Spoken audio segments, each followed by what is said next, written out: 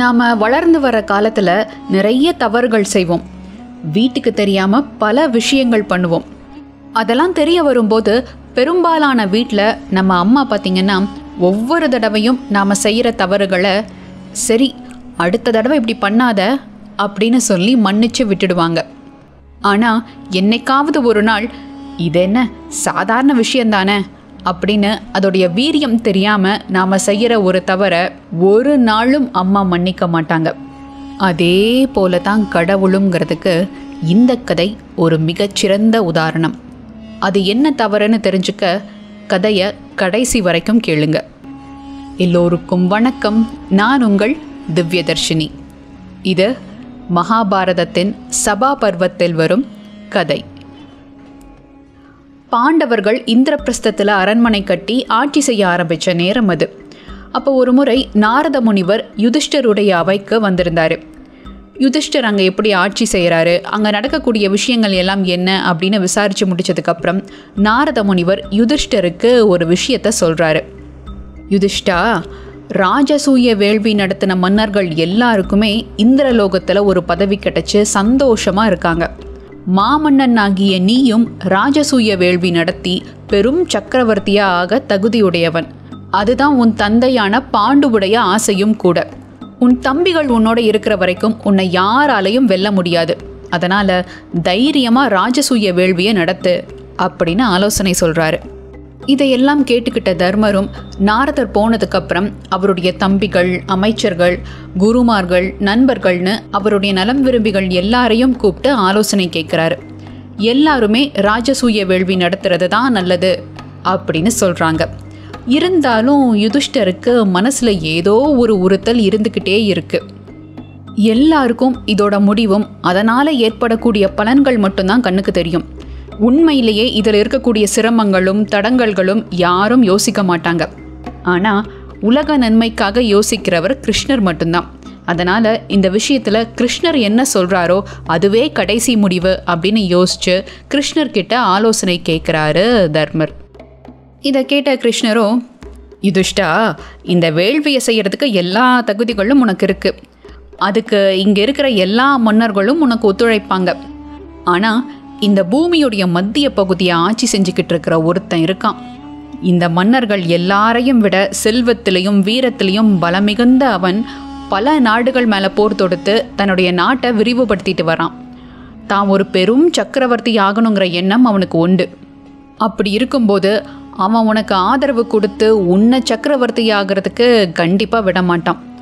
போதாததுக்கு பெரும் பராக்கிரமம் கொண்ட சிசுபாலன், வக்ரன், ஹம்சன், டிம்பகன் அப்படின்னு சில வீரம் பொருந்திய மன்னர்களும் அவனுக்கு துணையாக இருக்காங்க. அவன் என்ன சொன்னாலும் செய்வாங்க. இவங்களையெல்லாம் வெற்றி கொள்ளாமல் உன்னால் இந்த வேள்வியை பூர்த்தி செய்ய முடியாது. அதனால் முதல்ல அவனை வீழ்த்திட்டு அப்புறமா இந்த வேள்வியை செய் அப்படின்னு சொல்கிறாரு. இவர் குறிப்பிட்ட இந்த மன்னனுக்கும் கிருஷ்ணருக்கும் இடையில ஏற்கனவே தீராத பகை இருந்தது.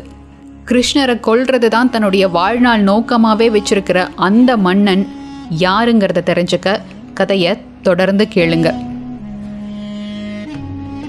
மிகுந்த வளங்களும் செழிப்பும் மிக்க நாடு தான் மகத தேசம். இந்த நாட்டை பிரஹத்ரதன் அப்படிங்கிற மன்னன் ஆட்சி செஞ்சுட்டு வந்தார். பெரும் சக்தியும் அழகும் நல்ல குணம் கொண்ட அந்த மன்னனை அந்த நாட்டு மக்கள் எல்லாரும் போற்றி புகழ்ந்துட்டு வந்தாங்க.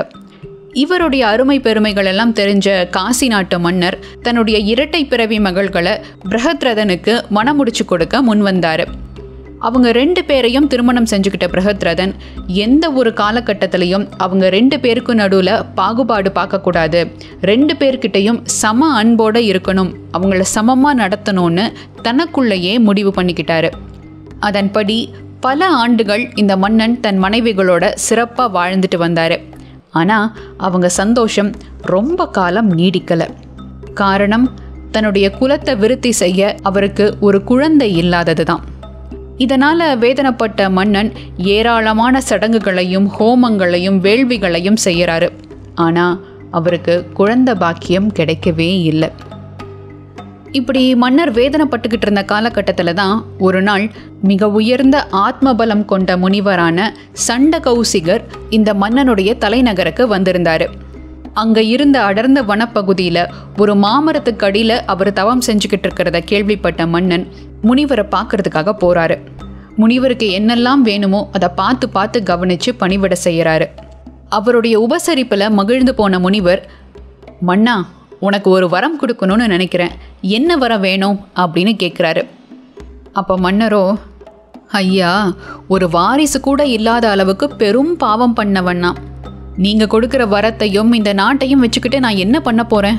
அதனால் நாட்டை கைவிட்டுட்டு காட்டுக்கு போய் கடுந்தவம் புரியலான்னு நினைக்கிறேன் அப்படின்னு சொல்கிறாரு. இதை கேட்ட முனிவர் உடனே கண்களை மூடி தியான நிலைக்கு போக கொஞ்ச நேரத்திலேயே அந்த முனிவருடைய மடியில் அந்த மரத்து மேலேருந்து நல்லா பழுத்த மாங்கனி வந்து விழுது. உடனே அந்த முனிவர் அந்த கனியை எடுத்து மனசுக்குள்ள சில மந்திரங்களை எல்லாம் உச்சரித்து அதை மன்னர்கிட்ட கொடுத்து, மன்னா, கானகத்துக்கு போகிற உன்னுடைய முடிவை இதோட மாற்றிக்கோ. இந்த மாம்பழம்தான் உனக்கு புத்திர பாக்கியத்தை கொடுக்க போகுது. இதை எடுத்துகிட்டு போய் உன் மனைவி கிட்ட கொடு அப்படின்னு சொல்கிறாரு.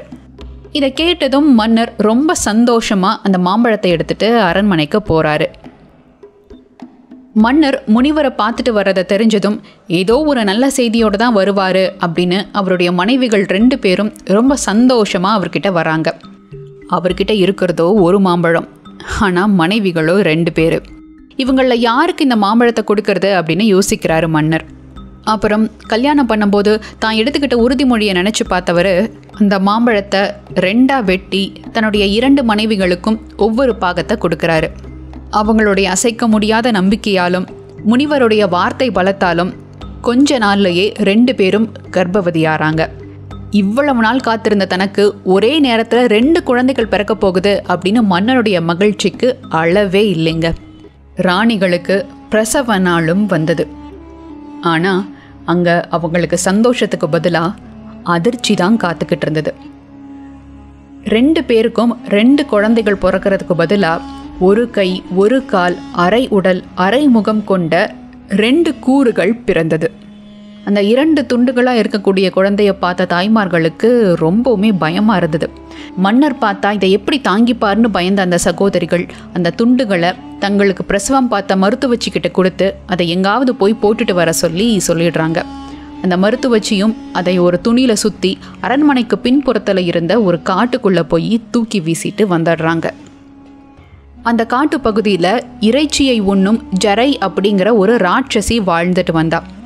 அந்த வழியாக போனவளுக்கு திடீர்னு மனித வாடை வீசவும் அங்கே வந்த ஜரை தன்னுடைய பசிக்கு இன்னைக்கு நல்ல ஒரு சாப்பாடு கிடைச்சிது அப்படின்னு அதை எடுத்து சாப்பிட்றதுக்காக அந்த 2 துண்டுகளையும் தன் கைகளில் சேர்த்து எடுக்க திடீர்னு அந்த 2 துண்டுகளும் இணைஞ்சு நல்ல உறுதியான உடல் கொண்ட ஒரு அழகிய குழந்தையாக மாறுச்சு. அப்போது அந்த குழந்தை கொடுத்த ஒரு அழுகுரல் சத்தம் அந்த காடு முழுக்க இடி மாறி முழங்குச்சு. அதை கேட்டதும் அரக்கியான ஜரையே ஒரு நிமிஷம் ஆடி போயிட்டான்னா பார்த்துக்கோங்களேன். இந்த சத்தம் கேட்டு பயந்து போன அரண்மனை வாசிகளும் மன்னனும் உடனே அந்த பகுதிக்கு ஓடி வராங்க. ராணிகளுடைய அந்த அவல நிலையையும் மிகுந்த பலசாலியான அந்த குழந்தையையும் பார்த்த ஜரைக்கு உடனே அங்கே என்ன நடந்ததுன்னு புரிஞ்சிருச்சு. மன்னனை பற்றி நல்லா தெரிஞ்சிருந்த ஜரை இப்படிப்பட்டவருக்கு தன்னால் வாரிசு இல்லாமல் போகக்கூடாது அப்படின்னு முடிவு பண்ணி அந்த குழந்தைய மன்னர்கிட்ட கொடுத்து நடந்த எல்லாத்தையும் விளக்கமாக சொன்னான். வெறும் பிண்டங்களாய் பிறந்து ஒரு அரக்கியால் உயிர் கொடுக்கப்பட்ட அந்த குழந்தை வேற யாரும் இல்லை, ஒப்பாரும் மிக்காரும் இல்லாத மாவீரன் ஜராசந்தன். ஜரையால் இணைக்கப்பட்டவன் அப்படிங்கிற பொருளோட பெயர் கொண்ட ஜராசந்தன் பெரும் சக்தியுடனும் நாளொரு மேனியும் பொழுதொரு வண்ணமுமாக வளர்ந்து வராரு. கொஞ்ச காலத்துக்கு அப்புறம் சண்டகௌசிக முனிவர் மறுபடியும் மகத நாட்டுக்கு வராரு. நடந்த எல்லாத்தையும் ஏற்கனவே தன்னுடைய ஞான பார்வையால் தெரிஞ்சுக்கிட்ட முனிவர் ஜராசந்தன் வருங்காலத்தில் ஒரு பராக்கிரமசாலியாக இருப்பான், எப்படி கருடனுடைய வேகத்தை மற்ற பறவைகளால் அடைய முடியாதோ அப்படி ஜராசந்தனுடைய சக்தியை இந்த உலகத்தில் எந்த ஏகாதிபதியாலையும் அடைய முடியாது அப்படின்னு அவனுக்கு பல வரங்களை கொடுத்துட்டு அங்கிருந்து கிளம்புவார். முனிவர் இப்படி சொன்னதை கேட்ட பிரகத்ரதனுக்கு தன் மகன் மேலே ரொம்ப நம்பிக்கை வந்துடுச்சு. அதனால் அவருக்கு முடிசூட்டிட்டு தன் மனைவிகளை கூப்பிட்டுட்டு கானகத்துக்கு போயிடுவார். கௌசிகர் சொன்ன மாதிரியே மன்னன் ஜராசந்தன் தன் தந்தையை போலவே ரொம்ப சிறப்பாக ஆட்சி செஞ்சுட்டு வந்தார். தேவர்களுக்கு இணையான பலம் மிக்க 2 நண்பர்கள் ஜராசந்தனுக்கு இருந்தாங்க. அவங்க தான் ஹம்சன் மற்றும் டிம்பகன். இந்த 2 பேத்தையும் எந்த ஆயுதத்தாலையும் கொல்ல முடியாது. இப்படிப்பட்ட 2 பேரும் ஜராசந்தனும் சேர்ந்தா சும்மா இருப்பாங்களா? யாதவ குலத்தையே கதிகலங்க வச்சாங்க. கிருஷ்ணரையே இடம் புலர்ந்து போக வச்சாங்க. அப்படி கிருஷ்ணருக்கும் ஜராசந்தனுக்கும் என்ன பகை? அந்த பகை எப்படி முடிவுக்கு வந்தது? இதுக்கும் பாண்டவர்களுக்கும் என்ன சம்பந்தம்? இதையெல்லாம் தெரிஞ்சுக்க அடுத்த பதிவையும் தவறாம பாருங்க. அதுவரை உங்களிடமிருந்து விடைபெறும் நான் திவ்யதர்ஷினி. நன்றி.